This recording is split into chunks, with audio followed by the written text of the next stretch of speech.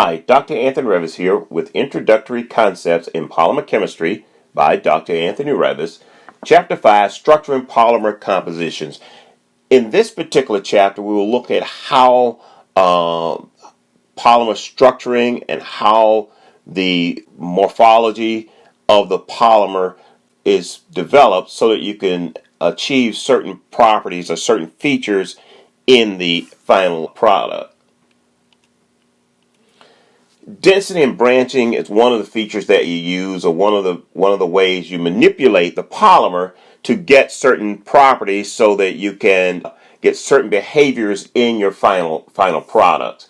The length and location of branching affects the physical properties, therefore affecting the density, for example, of the polymer. Polyethylene has three major commercial forms. Okay, it has a low density, LDPE. It has a linear low density, LLDPE, and a high density polypropylene, HDPE. The chemical structures are the same, but the degree of branching varies, and that's what gives you a different density. So the early take-home principle and point here is the degree of branching will affect the density of the polymer.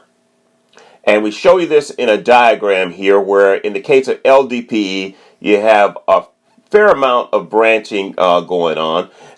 You have about 60 branches per 1,000 carbon atoms. So that gives you an idea actually how large these polymers are as well. So about 60 branches per every 1,000 carbon atoms, if you will. And that would be your low density PE. Then you have your linear low density PE, which is often polymerized with what's called alpha olefins. So essentially you have a combination of this polyethylene with another olefinic material. That way you can control the amount of branching in there. And that branching there is a little bit less than 60 branches per 1,000. Okay, so actually it's a lot less than 60. And then you have the high density, which means you have about 7 branches per 1,000 carbon atoms for high density. Ideally, you'd like to have no branching, and that's probably going to be your ultra high density polyethylene. But under practical manufacturing conditions, that's not achievable. So you typically, because this is done by a radical process, it will be done to a degree where there will be branching. Again, it'll be done to the degree where there will be branching, and that is just the nature of the manufacturing process for making it. But basically, what you have is you have the higher branching means lower density. Low branching means higher density. That is a key principle, and that's taken advantage of in making polymers, so you can design products for everyday use from them. Now, the ability of the polymer to crystallize is affected by branching. Crystallization follows lower branching, more crystallinity. Higher branching, less crystallinity. Melting temperature decreases as the branching increases. Okay, so your melting temperature gets less as the branching increases, as does the density. Okay, so it follows the same trend. Now, melting and density are related to the packing orientation of the polymer. We call it packing orientation. In other words, how well do these polymers stack like kindergarten chairs, stacking kindergarten chairs. The more uniform the chairs are, the better stack you get. But occasionally you get one non-uniform chair, or one kid stacks a chair in an odd way. It affects the stacking, which means it's less dense. So higher density we refer to as packing orientation. Mechanical properties are often affected by the branching behavior of the polymer as well. So you change the mechanical properties. If you want to change the mechanical properties, you change the way the polymers are oriented. Are they branching? And is it higher or low branching? Okay. The physical properties are consistent with the branching behavior. So if you take a look at the physical properties, and we show you some properties here, your TM, to melt there. is 383, and you notice it goes up, that the melting temperature is higher for HDPE than it is for LDPE, and LLDPE is somewhere in the middle of the pack. Density, note that the density for the higher branch is less than the density for the lower branch being the HDPE. Okay? And then the tensile, which means the way of thinking tensile is how tough is this material here. Okay? Well, the tougher material is the HDPE, and that's why it's used for the application it's used for. The LDPE is not quite as tough, and that gives you an idea of it. You might think of the LDPE will be like your low-end shopping bags you might get from any supermarket, not very thick, and they really kind of will stretch when you put your groceries in it. And then the HDPE will be moving up to milk jugs and things of that nature. So you kind of get an idea of what we mean by toughness. So these numbers are kind of numbers you're kind of keeping in your head, that it's tough when it's about 50 and it's not as tough when it's 25. You get it? So, and then the other one's in between there. So about 25, it's going to be not so tough. It's going to be tough enough. It's going to function. You'll be able to use it, but it won't be as tough as the 50. Okay, when you think of the tensile. So those are kind of numbers we keep in our heads and in our minds when people are talking about tensile. With tensile, to give you an idea of where that is. For example, polyurethane is about 30. So it's not quite as tough as a milk jug. You get it? When it comes to polyurethane, it's about 30. So it's somewhere between the low density PE and the the linear, not light, I apologize, the linear low density PE. Okay? So that gives you an idea. So your polyurethane is somewhere in that range. So for the plastics, for the polyethylenes, this is what they look like, and you can get similar products for many other types of radical polymerized polymers. Now, for polyethylene, when N varies from 1 to a very large value, it is possible to produce a homologous series with different properties.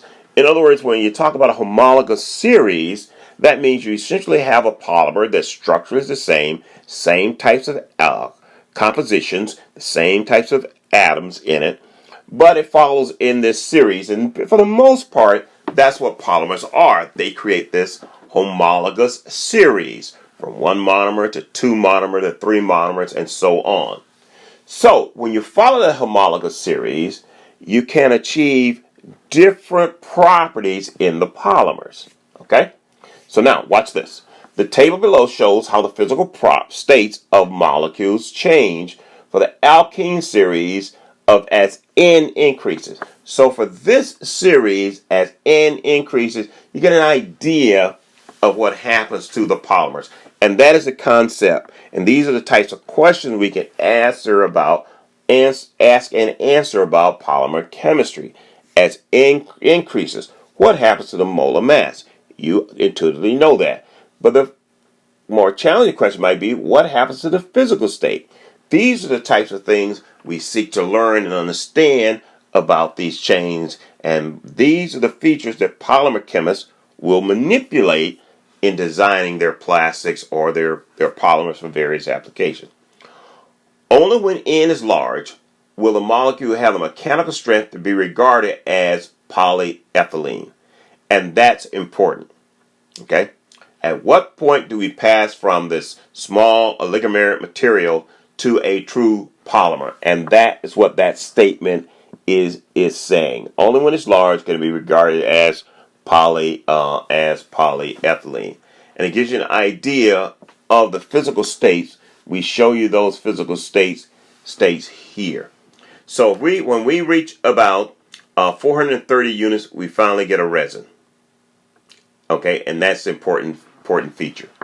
Okay, at about 35 units, we don't get there. So we get about 430 units. We finally get it up to a resin. We get this hard wax before that, and a little bit of wax, grease, liquid, gas. Okay, is what you start with. But you really want to get it up above that resin.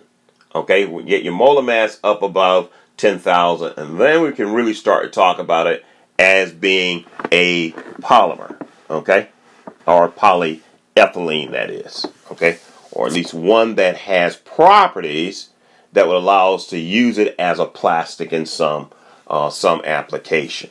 All right, so keep that in mind. Longer chain, you're moving toward the polymeric form of the monomer.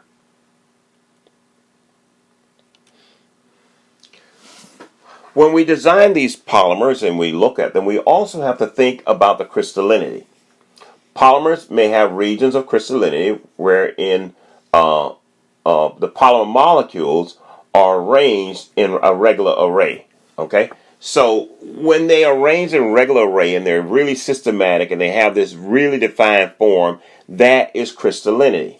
On the other hand, other parts of a polymer will have amorphous regions where the polymer molecules are found in random, disordered arrays. So you have this area where it's really well defined and really well shaped, and you can predict what the shape's going to look like. And then we have this really random part of a polymer, and that's what really makes it what it is. So the degree of crystallinity and the amount of amorphous form of the polymer will help determine its physical properties and will influence how it might be used in making and designing products and materials or useful materials from this.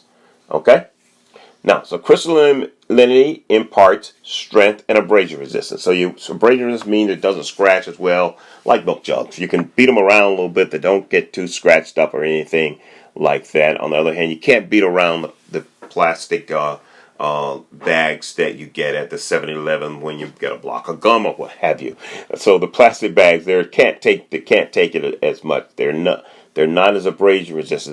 They don't have the same strength. That's because they lack crystallinity. Okay, so you have, to recap, you have crystallinity in a polymer and you have an amorphous random section together that defines the overall physical properties and useful traits of the polymer for making products. More crystallinity means that it's going to be stronger and more abrasion resistant.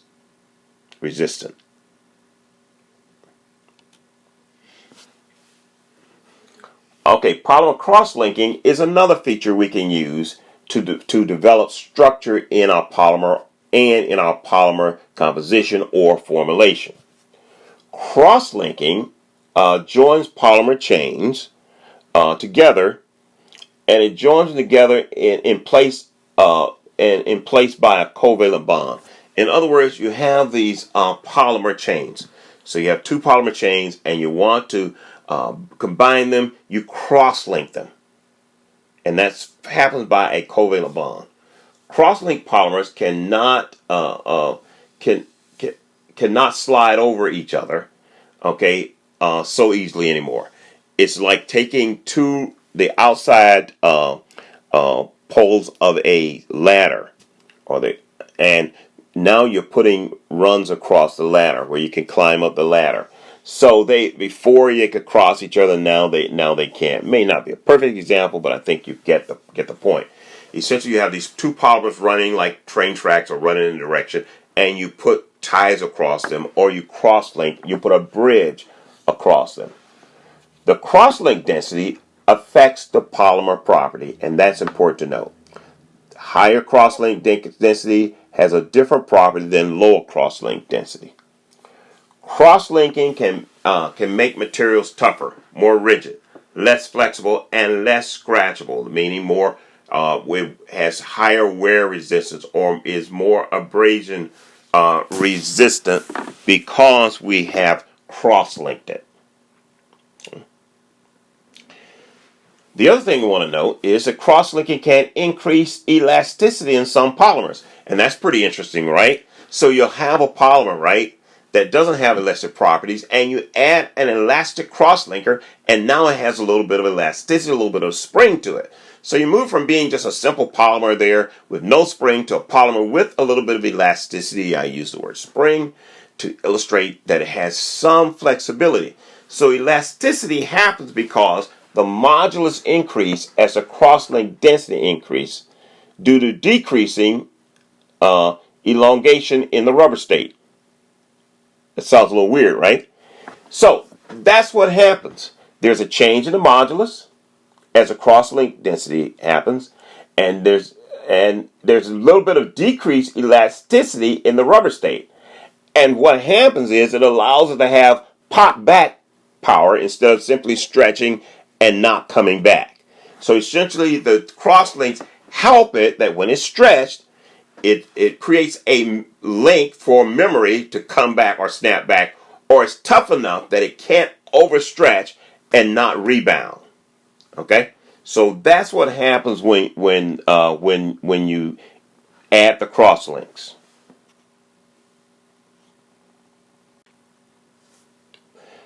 So now the polymer's resistance to deformation also increases with increased crosslink density. In other words, the polymer doesn't want to deform as much anymore, which is actually part of what's supporting the idea of elasticity, but there's a limit to which you crosslink before it crosses where it moves from being elastic to being too rigid. So being able to put in the ideal number of crosslink is a balancing act between making it actually where it's non-elastic to elastic.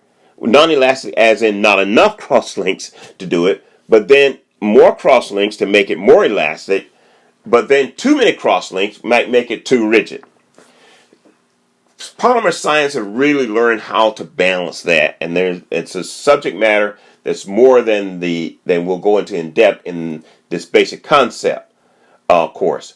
But suffice it to say that crosslinks can affect the elasticity, and it can affect the degree to which the polymer will deform. Okay? There are equations that are used to help think about this and help do calculations to support what makes for a good crosslink mix depending on the properties you need. The two equations shown here, okay, nu over rho MC, and where nu is crosslink density and rho is the rubber density. So there's this balance between the crosslink density, the rubber density, and the molar mass of the rubber segments between the crosslinks. And that's important. Like, what's going to be the molar mass between crosslinks that's going to make this into an effective polymer for either elastomeric reasons or just simply tougher materials.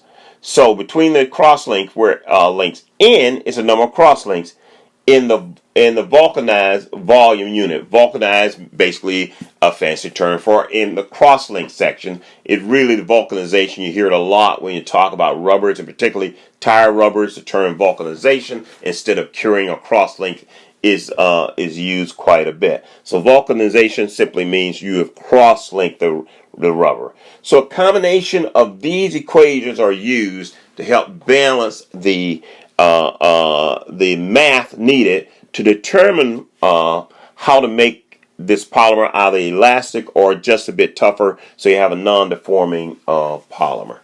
Okay. Now in this concept course, we do not go into the derivations of any of the math units. We simply take the output and use it as an app, or as a mathematical tool. And in this case, you could do any of the calculations here by manipulating these. You could calculate the crosslink density. You could calculate the molar mass between segments. You could calculate the number of N units, etc. in the polymer.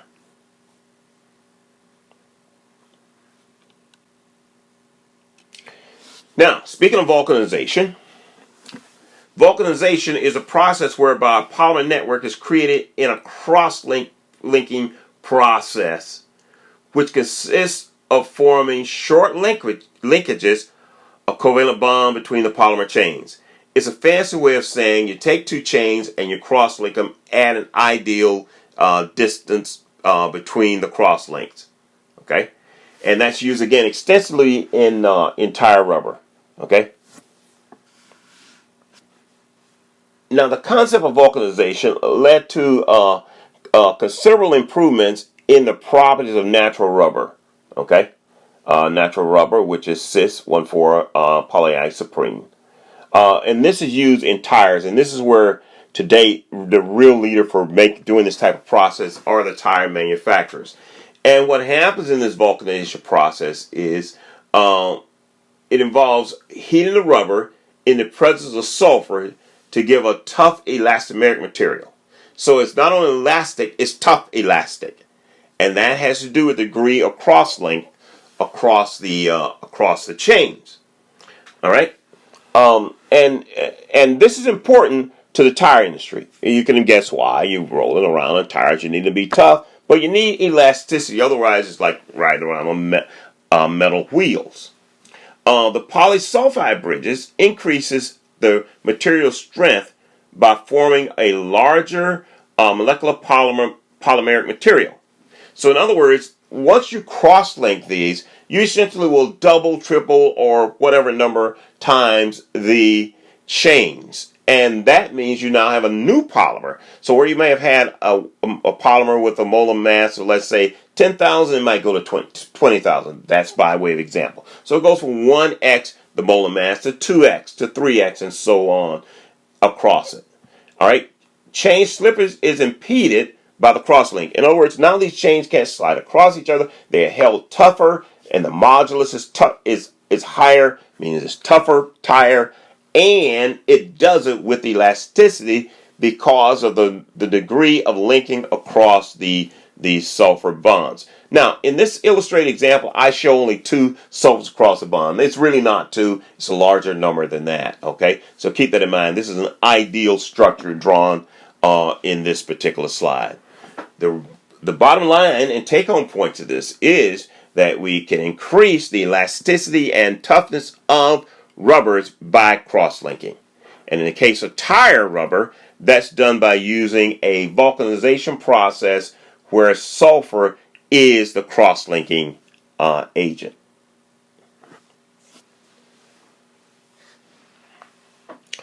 We can also do this with reactive functional groups. Cross-linking can be achieved or can improve the physical properties and mechanical properties by intermolecular bonding across polymer chains. Here we show you an example where first we take two polymers and we bond them to increase the molecular weight and to create a polymer that has unique properties in it. So essentially we'll take an example of a PEO polymer shown with an amino functionality and a PEO polymer shown with a epoxy. This actually is the chemistry that's used in the epoxy resin glues, where you'll mix the two-part glues, you'll mix them together, and you'll get this one part that you put on your application. You put the parts together, and it hardens. So these are those hardened glue hardener. You'll have the hardener and you'll have the epoxy there, and you'll put them together, and you'll make this network. So the network is shown as the second structure in this particular slide, where we now bonded the amines and the epoxies to make a new higher molecular weight polymer. We then take that polymer and further cross-link it by intramolecular bonding to create these new cross-link sites. And this creates a network, and this is used extensively for these types of polymers, where we want to have a flexible polymer or a soft segment polymer that is then hardened in place. So the PEO network here cross-links across those sites, across sites that are already there, and it's intramolecular bonding across that site. I want to be clear on that just in case I said inter earlier. Not exactly sure. Okay? But let's back up again and take a look at it. We first form a new polymer from two existing polymers. We then take that new polymer and we further cross-link it to build a network. So that moves us from, again, a polymer with one set of physical properties to a polymer with a new set. And in fact, we start with two independent polymers with unique physical properties that are first combined to give you the higher molecular weight polymer that goes on to create a network polymer. You want to keep in mind, one of the things that you want to know for environmental purposes is that when we cross-link polymers, it makes them where they're not as easy to recycle. So you want to keep that in mind. It's just one of those things, and that's why we segregate our materials when we're doing recycling. So, crosslink additives change and improve physical properties and mechanical properties of the plastic by intermolecular bonding as well. So here, this step involves taking methacrylate as a polymer precursor and taking a silicone polymer as well, plus a cross-linking acrylate. So if you take these three, and we're starting with two monomers, one monomer which is capable of polymerizing, polymerizing on its own, but it's going to be now copolymerized in the presence of a cross-linking species here, and the silicone. So when we do this, essentially what we do is we make the copolymer, okay, with a cross-link bridge across it, okay, and we show you that in this particular slide. And we note that the cross-link bridge is a combination of the silicone and the ethylene glycol dimethacrylate. So that's really what helps it to create this bridge region of the polymer.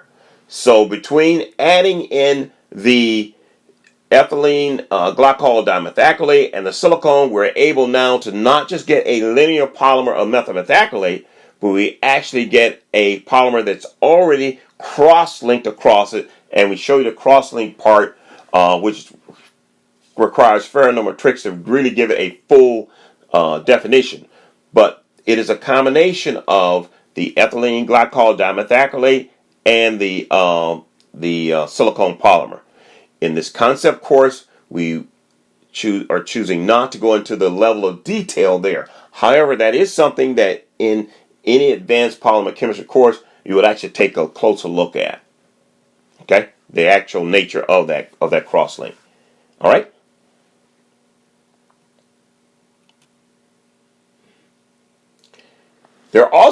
We can also add other cross-link additives to our polymers. So in this particular case, it involves intermolecular bonding, just like we showed you in the previous one. But essentially, you can do the polymerization in the presence of other cross-link additives to create these bridges.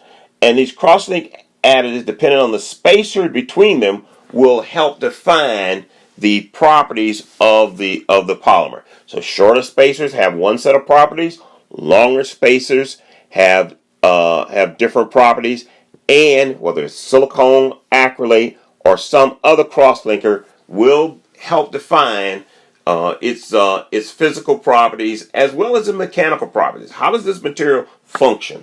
The cross-linker is very important to that.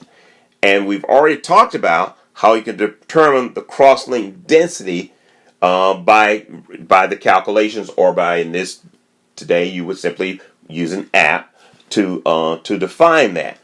Now, oftentimes, these cross-linkers, the best cross-linkers, are oftentimes determined in the laboratory. Trial and error. And once they find the answer, we'll go back, retro-analysis, and determine why it's a better cross-linker, or why this combination of cross-linkers works best. But frankly, when it comes to polymer chemistry, many of the best polymers have been defined by experimental. You make one with some hypothesis, some theory in mind. We make the polymer to take a look at it. If it works in the application, that is the polymer that wins. That's the best one. And then we retrofit the requirements to it and define the modulus we want, define the tensile, define the percent elongation based on proven performance. So many of these spacers were actually discovered in the laboratory by trial and error. Line up a lot of cross-linkers, put them in, see what they do, and that helps you to understand the science of it all. And that's important to note because the kinetics for many of these polymer polymerizations are not as straightforward as simple organic reactions. Okay, so you want to keep that in mind. So that's what these crosslink additives are. That's what these polymers, these polymers are added for, to change the modulus, to change the other physical properties, mechanical properties of them.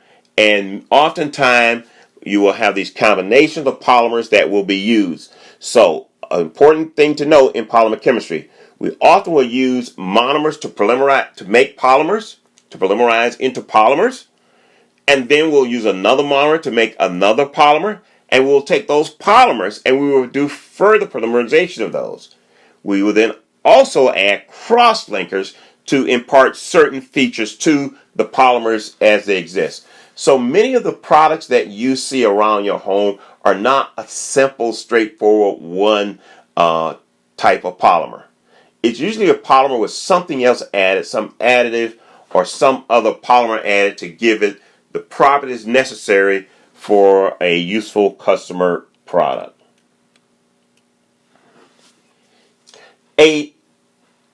Another process that's used to help with the final product morphology, the final product structure, is what we call curing.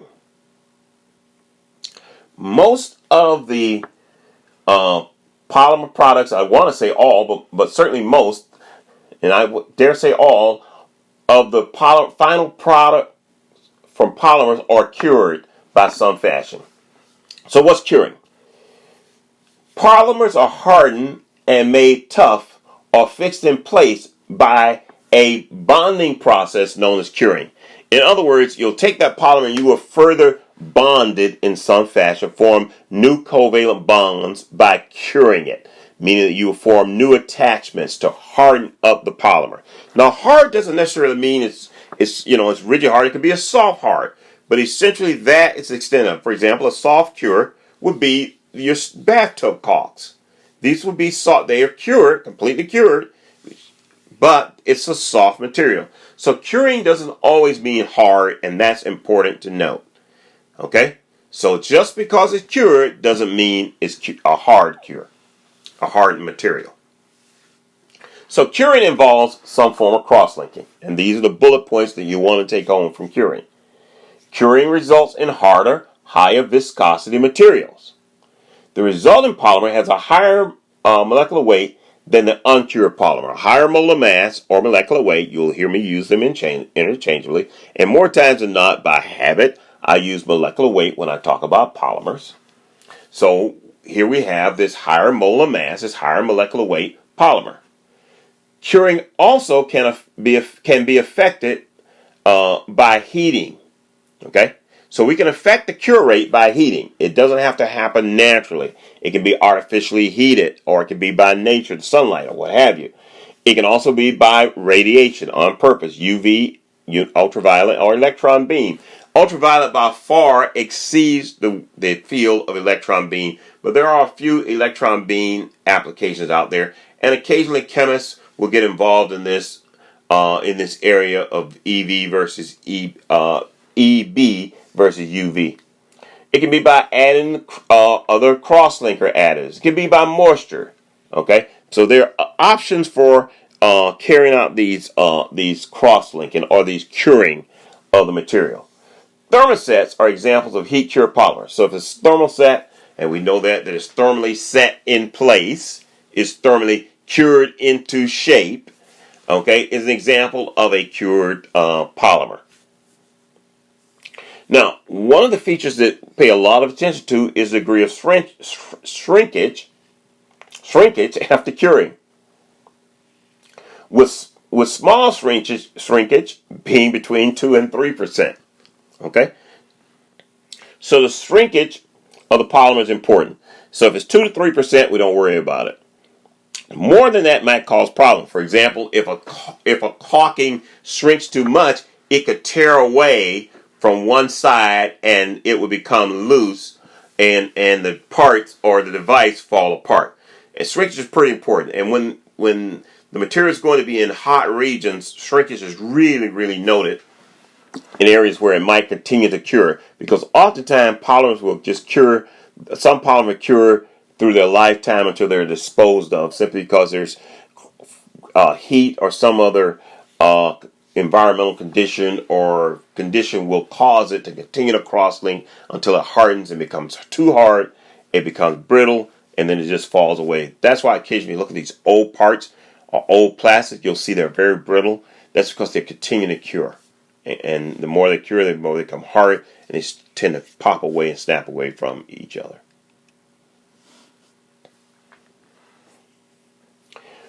When we cure, new chemical bonds are formed. Okay, and that's important to note.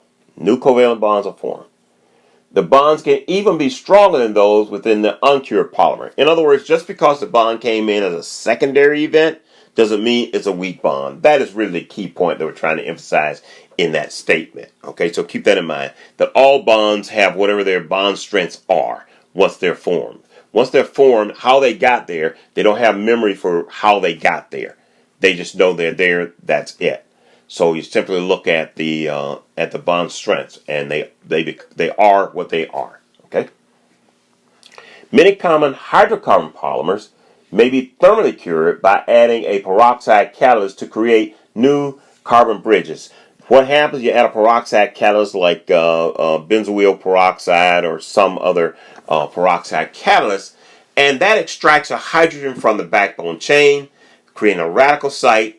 That radical site then attacks another chain, and it either stops there or it continues to do it. But in either case, it forms a new bridge across the polymer chains through a radical process. And that's one way. It'll take a polymer. It's already a hydrocarbon polymer. It's really stable. You throw in the peroxide. You basically cook it up, heat it up again, so that you can create the new radical initiator. That radical initiator from the peroxide extracts the hydrogen, and it cures bonds. Rubber is cured by sulfur crosslinking, known as sulfur vulcanization. This is done in the tire industry. It is the way that tires become what they are, to have the modulus, the toughness, and to have the elasticity by using these sulfur cross-linking bonds. Paints and varnishes commonly contain metal soap drying agents. In other words, they have these metal soap because, again, they usually be one of these alkali metals. So you have this metal soap drying agent, typically resulting in an oxygen crosslink. So somehow, basically, they put oxygen in it when it comes to paints and varnishes, and that works really well because that's more compatible with, say, a natural, normal situation where you can get water and oxygen out of the air. Okay, so that's kind of a natural thing to do to help facilitate the drying of the paints. Although there are other ways of doing it too, and other additives that are added. Many acrylates are cured by UV and EB, electron beam or UV, ultraviolet, through radical polymerization of carbon double bonds. So you have these carbon double bonds, and ultraviolet will create a radical source and allow it to undergo an intramolecular polymerization. It will bond with itself, and this can happen by electron beam, which again just creates a radical source. So EB and UV are simply a source of creating a radical. That is a point worth remembering. UV and EB are simply a process by which a radical is produced. And this is done for a lot of coatings in the coatings area, because you have these thin coatings, and you'll put them on and they'll hit them with UV or EB, and you get it, and that kind of thing happens on a lot of your high shine floors, or will have an acrylate finish on it that's pretty much UV cured on top of the woods and things of that nature, and other processes, other laminates are done like that as well. So this is a source of creating a radical, similar radicals that you create with benzoyl peroxide and any other radical species. Once it's created, it's there, and it polymerizes to the polymer, and it's used really well in terms of sheets and things of coatings of that nature. Okay. Silicones are typically cured by moisture. That's it. That's how silicones like to cure. And we say that for silicone, there are UV curable silicones as well, where silicones are using an additive in a UV formulation to create some new modulus or some new elasticity in it, some to shift the density of a particular polymer or what have you. So that is used for that, but in itself, silicones that are put on many applications that you're most familiar with would be caulks and things of that nature, caulks and sealants. These are all more secure. Again, that makes sense because in construction industry, you want to be able to run a bead of caulk and keep moving, let the moisture in the atmosphere, the ambient atmosphere, take care of the curing process. So that's how those are cured. Now, another way to manipulate the structure or the mechanical properties or the physical properties of these polymers so that they have a unique utility is by what's called polymer reinforcement. And this varies a little bit from cross-linking, in that in this case you're physically adding in a filler. That is some solid material that has the ability to interact with the polymer network to produce different mechanical properties. So fillers can improve the physical and mechanical properties of plastics, polymers, by physisorption within the polymer network. So you have a polymer network, and within that network, you reinforce it by adding in these metals that that will create new interactions with the polymer network. In general, reinforcing fibers reinforcing fibers increase the mechanical properties of polymer compositions, while fillers increase the modulus. And that's kind of one of those things you want to know, right? So the fibers increase the mechanical properties of the polymer, mechanical as in how it moves, and fillers increase how tough it is. So the mobility of it and how it shakes around and moves around and can be manipulated, that happens by the fibers, and then the fillers with the modulus in terms of toughness. And there's this concept known as compression strength that we consider when we're thinking about these fillers, and when we're thinking about how to apply reinforcement to a polymer network. Compression strength is the capacity of a material to withstand loads that reduce size. In other words, can this polymer withstand a load, again, pressure against it, that won't change its size? Okay, so that ability, what's a compression strength? How well does it compress? Okay, that's what's considered when we think about these fillers. It is the resistance of a material to breaking under pressure. How well, not under pressure, under compression, which is pressure, by the way. So when you compress this, will it break? Will it fall apart? Can it withstand that compression, meaning that force against it? And it's measured, typically measured in newtons per millimeter squared, which is a megapascal.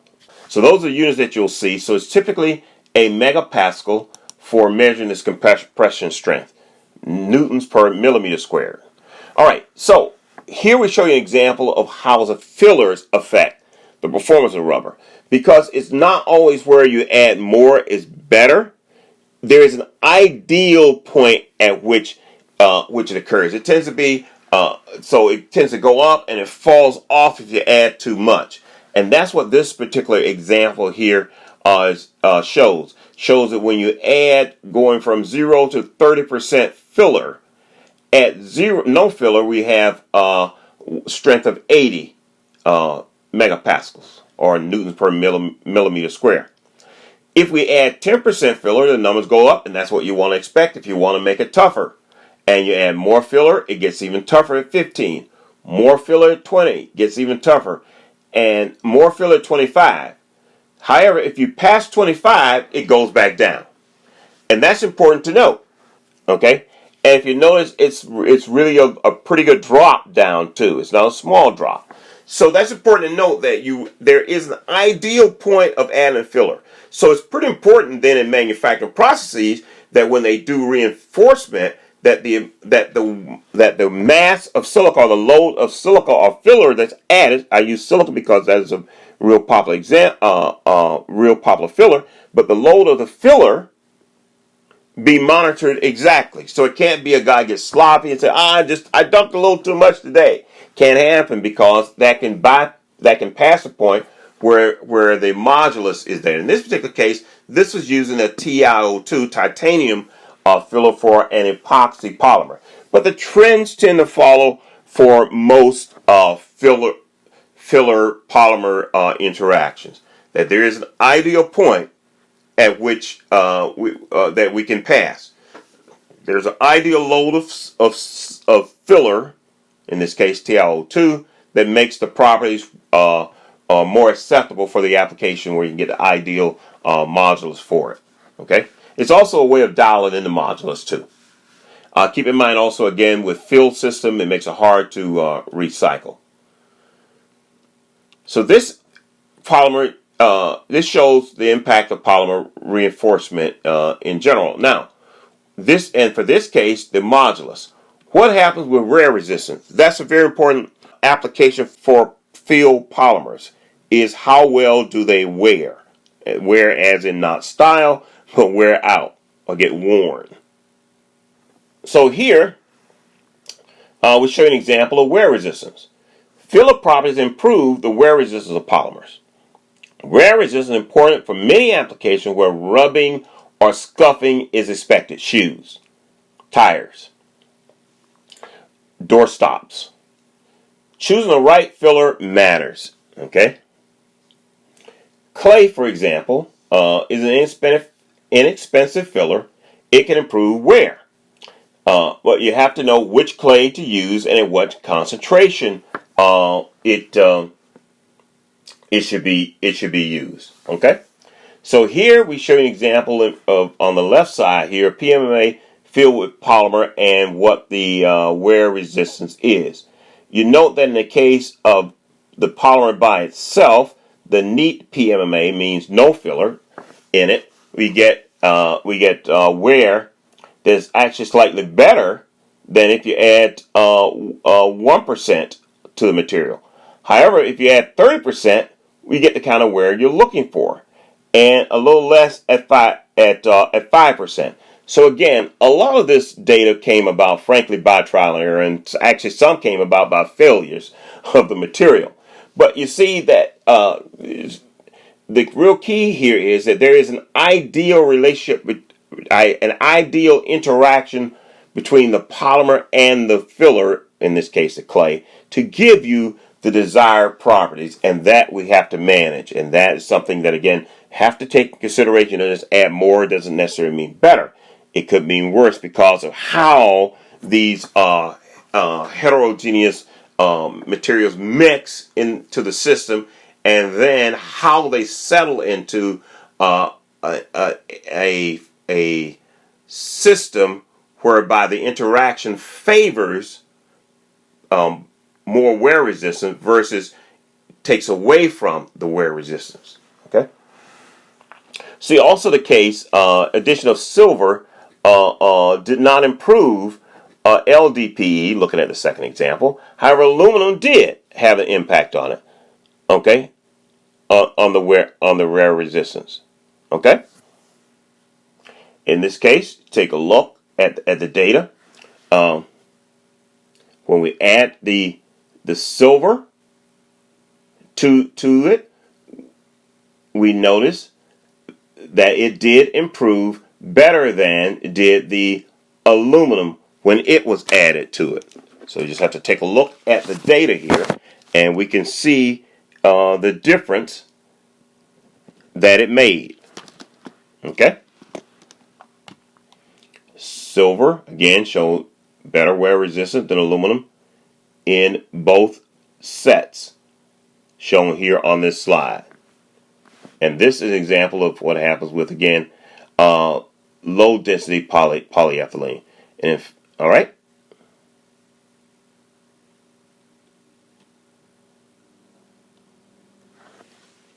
Now, the filler network is very important. Filler particles that are sufficiently close may form bridges, and this is why we have to think about how it looks. Most attachments are temporary. Chains in contact with only one filler form dangling segments as polydispersed brushes on the filler surface. With permanent polymer filler attachments, the brush becomes permanent. In other words, what's being pointed out here is that there is an ideal interaction whereby the polymer and particle can form a synergistic mechanism by which to improve the properties and not destroy the properties or go against the desired direction. So understanding that is done many times in what's called a Monte Carlo simulation, and I just show you the example here of how it works. They simply look at it as a cell, and the particle is basically centered in that cell, and the polymer chains are interacting. And by examining the model, they can determine how many trains, how many loops, how many bridge segments, how many polymers are entangled and dangled. And so the model helps us understand that. And from that model, we can surmise which properties are going to be important or which interaction is going to be important for certain polymer applications. This area will not be talked about in detail in this particular course. But the take-home point here is how the polymers interact at the polymer form certain attachments or structural features that either favor or disfavor improvement of the polymer properties. Those features include bridging segments, loops, trains, dangling segments, and entangled what's called tree chains. And we show you those examples here. And how they interact with the particle will influence the physical and mechanical properties of the final polymer for the product application. Well, that's it for Chapter 5, Introductory Concepts in Polymer Chemistry by Dr. Anthony Revis.